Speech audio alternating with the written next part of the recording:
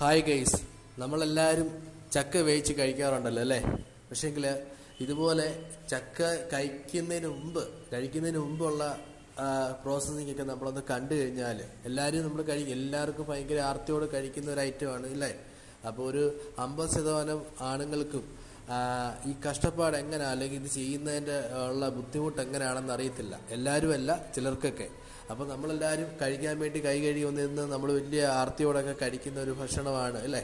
അപ്പം ഒരു അവധിയൊക്കെ കിട്ടുന്നൊരു ദിവസങ്ങളിൽ, നമുക്ക് ആഴ്ചയിൽ ഒരു ദിവസം ഒരു അവധി ഉണ്ടല്ലോ, ആ ദിവസങ്ങളിൽ ഈ വീട്ടിലെ സ്ത്രീകൾ ചെയ്യുന്ന ജോലികളൊക്കെ ഒന്ന് കണ്ടു കഴിഞ്ഞാൽ തന്നെ നമുക്ക് മനസ്സിലാവും അവരൊക്കെ എന്ത് ബുദ്ധിമുട്ടിട്ടാണ് എല്ലാം ചെയ്യുന്നത് എന്ന് മനസ്സിലാകുന്നതാണ് അല്ലേ?